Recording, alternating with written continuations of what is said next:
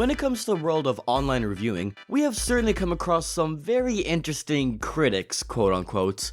Ever since the internet became mainstream back in the 90s, it gave people the chance to discuss their feelings and opinions on various different forms of media, and to a large group of people from across the world.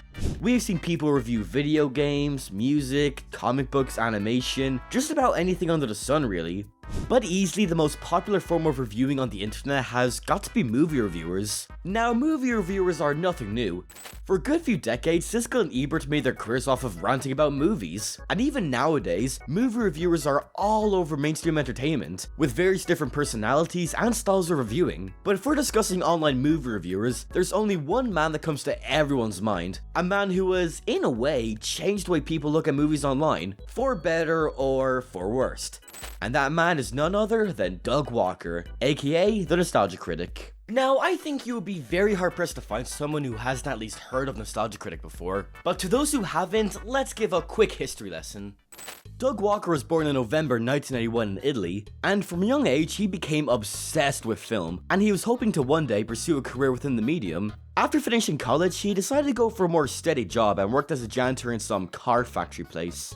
This didn't last long, however, as he soon quit the job in this now infamous video that he posted years ago. After quitting his job, he attempted a career in illustration, not filmmaking, which had mixed results. After a while of his illustration career not really going anywhere, he decided to create a character who just yells about movies from his childhood all the time. And this character was the Nostalgia Critic. And I can imagine you guys know where the story goes from here. The Nostalgia Critic became viral overnight, but Doug Walker had a lot of issues with YouTube and its copyright system at the time, with the platform unfairly taking down some of his reviews. So Doug and his brother Rob Walker teamed up with some recently laid off Circuit City employees, Mike Michaud, Mike Ellis, and Bargo to create ThatGuyWithTheGlasses.com, which was later renamed to Channel Awesome.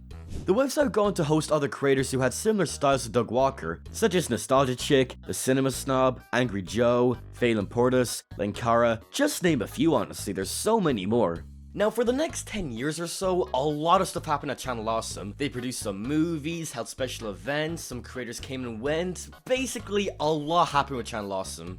Then later in April 2018, several creators from Channel Awesome had come together to produce a large document. There were complaints about the mismanagement, poor treatment, and even sexist behavior towards female producers. This document was a massive blow towards Channel Awesome, leading all remaining creators to leave the channel, with only one staying, being Brad Jones. Channel Awesome did respond, but it was a small response with a typical corporate apology. Doug Walker remained relatively silent on the drama, only briefly discussing it in an interview with Double Toasted, where he mounted to the situation as the company had gotten too big and there was poor communication. The big thing that we always acknowledge, we were never that great at, was communication, because we had just God knows how many people. I think we bit off more than we could chew. We should have kept it smaller so that communication, more flowing communication, could be like within our means. Now, after all of this had happened, the public's view of Nostalgia Critic was not really good. The channel lost so many viewers, and Doug Walker was not particularly seen in the best light anymore, with so many pointless and dumb rant videos to count. Now, this is where I come in. I have been a huge fan of the Nostalgia Critic for almost a decade now, even after the whole drama came out. And I'm gonna be honest right here, the hate Doug Walker has received is a wee bit ridiculous. Even looking at the Channel Awesome document, there are so many points where I felt like, why is this in an exposed document? Like, don't get me wrong, they have some serious stuff in there like sexist behavior and sexual assault, which are points I will not be mocking whatsoever. But then you read complaints like, the cast were not given DVDs of To Boldly Flee, and Doug Walker's a wee bit incompetent, and he couldn't work a computer very well. Sorry, what? Now in this video, I won't be going over the entire document and analyzing it, but more so looking at the hate Doug has received. And also criticize some of the people who have criticized Doug Walker, if that makes any sense. So let's get straight into things.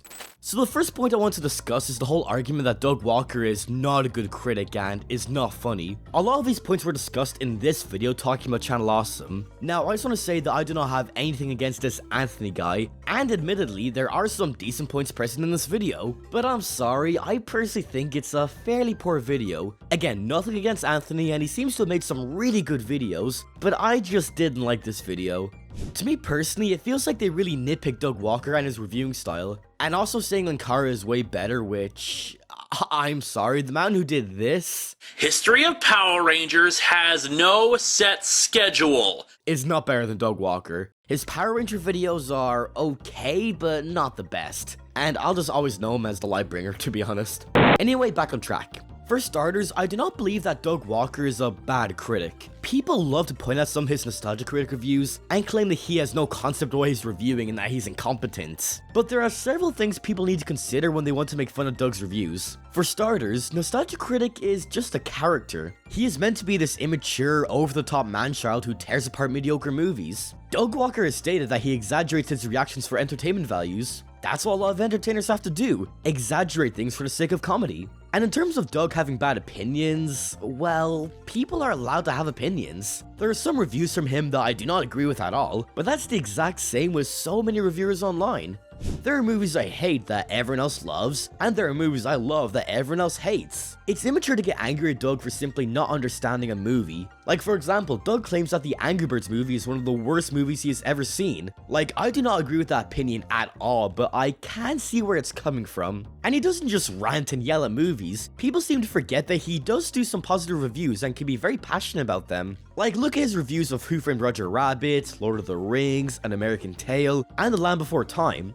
In my opinion, they show how he is capable of reviewing movies, and he can even see the good in them sometimes. Even if they are bad, he's not afraid to point out some good aspects or funny jokes. Again, even if he hates the movie he's talking about. But for some reason, people just assume that he hates everything and that he just yells at any movie he watches. They always point at some of his reviews like The Wall, and yeah, it's a bad video. So what though? He made a bad video, it happens to everyone. There's also this weird debate online with how he is not funny and incredibly amateur with filmmaking. And I guess to start things off, are we really gonna give out to someone for not being funny? He simply has a sense of humor that is not really prevalent in today's modern internet society. Like, there are so many creators who can crack jokes that I do not laugh at, but as long as they're not unbearable, then it's fine. And Doug Walker can be funny sometimes. Some of his early reviews have moments that still crack me up to this day. So people trying to trash on Doug by saying he is not funny is not a valid complaint. And then there's the complaints that he is incompetent with filmmaking. And, okay, let me explain this. Just because he is not a proper filmmaker is not valid criticism. I'm a filmmaker myself, so I think I can critique this fairly well. From what I have seen, I can tell that he's not the most professional filmmaker, but he does seem to have a good idea on directing and how it works. His earlier skits are definitely very rough in terms of camera, lighting, and audio, but he's gotten a lot better and has clearly learned from his mistakes. I think people also need to keep in mind that he produces a Nostalgia Critic episode every week. These are basically half-hour short films with actors, effects, and set locations. And he's able to write, direct, and edit these mostly by himself, and that is crazy work. But he somehow does it. Produces these episodes on time with pretty decent production qualities. So these people and even his fellow content creators complaining he is incompetent is not really fair. I do have this feeling that a lot of his old reviewing friends could be somewhat jealous of Doug, and this is where I plan to go into the document, but only briefly. You see, a lot of his old friends like Mars Girl, Linkara, Phelan, and Allison are still creating content, but they are definitely not doing too well in terms of views, and Doug Walker's doing pretty decently. Well, at the time at least, cause now his views are a wee bit down. Not awful, but could be better. But these people constantly complaining about Doug Walker kinda comes off as them being jealous and trying to find ways to bring him down. They complained how they hated filming Kick-Assia, Suburban Nights, and To Boldly Flee. To Boldly Flee though, yeah, I get that production was quite messy. But when looking at the behind the scenes footage of Suburban Nights, you can see that Doug and Rob are doing their best to take care of the cast. They give them rides, buy them food, and are always prioritizing their safety. They even fully offer to cancel filming since they want the cast to feel comfortable, but the entire cast insists on continuing with the film. Now, I do not see how this production was a nightmare. Filming definitely seemed very uncomfortable and messy, but Doug and Rob did take care of them. The cast could have easily dropped out if they hated the production, but they wanted to stay on board, and they seemed to have a lot of fun on sets. So why are they suddenly saying that they hated filming and it was an awful experience? They literally got free flights, hotels, and got to see their friends and have fun. It's basically a free holiday, and they could have said no at any point, but they kept returning. So I'm sorry, I cannot take their claim seriously that they were treated like garbage when that is clearly not the case. Now, I'm not really good at transitions, so let me just play this clip to transition to the next segment. It looks like Vegas? Why does it look like Vegas? And it's like, because Vegas looks like Greece, you fucking idiot. So soon after the whole Change the Channel document came out, Nostalgia Critic fell into somewhat obscurity. Not complete obscurity, but at the same time, not a lot of people were really talking about him. Doug just kind of kept on making videos like nothing really ever happened. That wasn't until a certain creator named OniNG came onto the scene, a fellow Irish creator who started off making animations, then moved on to gaming, with his buddy Zach Hadel. You may know Zach Hadel from a certain show, what's it called again?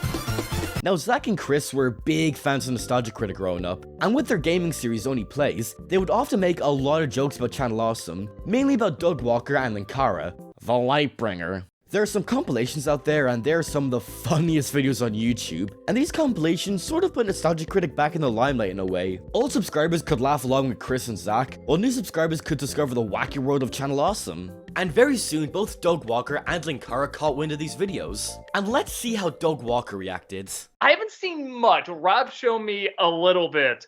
Where he does some jokes with me and stuff like that. And what I've seen, I think is pretty funny. I especially like when he does my voice, like, what are you doing here? He makes it like super high pitch and like scratches. What I've seen, I laugh pretty hard at. Now, isn't that a very mature response? Now, how about Linkara's response? They are a YouTuber who is the one who constantly mocks me, makes fun of me, and apparently they do an impression of me that is that everyone loves. Everyone has to point out, wow, his impression of you is so accurate.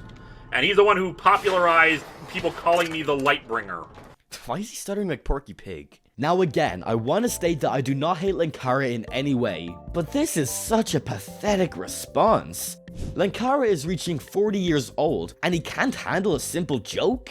Also, if you haven't seen his comic The Lightbringer, go read it. It is so fucking funny. But Doug is able to acknowledge that at the end of the day, these are all just jokes. Nothing personal. And because he was such a good sport about it, he was able to get a role in the Smiling Friends episode. So it all worked out in the end. But it's very clear to me that Doug is able to take criticism. He definitely knows that everyone hates his review of The Wall, and he understands why. I really admire how he says he personally likes his review of The Wall because it was his vision, and he is just really proud of the final results. But he does understand that people don't like it, and he's okay with that. And by the way, it is not his worst review ever. I can see his vision, and he did try, but it simply wasn't executed right. Also, Slipknot's here. I love Slipknot.